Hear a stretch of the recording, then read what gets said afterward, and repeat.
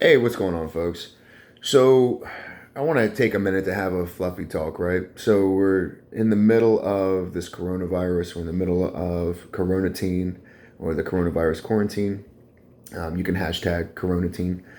Um, what I've learned in just a few short period of days is the value of our voice. Um, the more of us that stick together and call out the things that are going wrong or the things that just don't feel right that we're doing. And here's an example. 2 days ago, one of the local businesses next to our school in Monroe, she had to shut her doors. Business is extremely slow. She's a restaurant.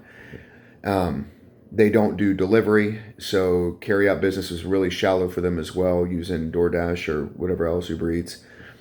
But she's still being charged rent, so she had to shut her doors because it was not financially sound for her to keep the doors open and try to save money for rent. She was just spending too much money.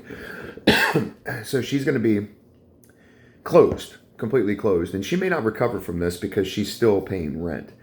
She's going to continue to pay rent throughout this process, even though the landlord, which is in this particular area an 80 shopping center conglomerate, bringing in hundreds of millions of dollars with leading retailers in grocery stores, grocers in their shopping centers like Kroger that pays 75-80% of the cost of a shopping center.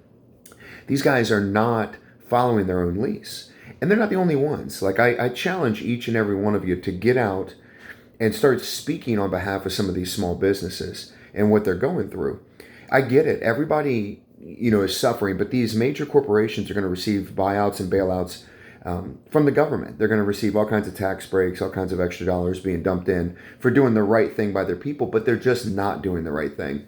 In most of the leases that are out there, there's a little thing like act of God somewhere in there or force majeure, which tells you that if your business is shut down because of strike, a flood, or a plague, that the agreement stops, that you stop on both sides. Like you don't charge them anymore, you suspend it. And all of us in the small business industry, I would think, would say, listen, man, we want to pay, but we want to pay for the building that we're able to use, the product we're able to use, not pay for something that we're not allowed to get into. And I'm being told, file an insurance claim, do this, do that. That doesn't make any sense because you're breaking your own lease. And you're hoping that when this is all said and done, that we don't go to court over this. And for a lot of these companies, they're not going to go to court because they're not going to be able to afford an attorney because they're going to bleed out. And I think that's what these big businesses are doing right now is hoping to bleed the small business out. They don't care if we survive, even though we're their tenants and ultimately they're going to lose. They're just put another business in there. We're a number, a commodity.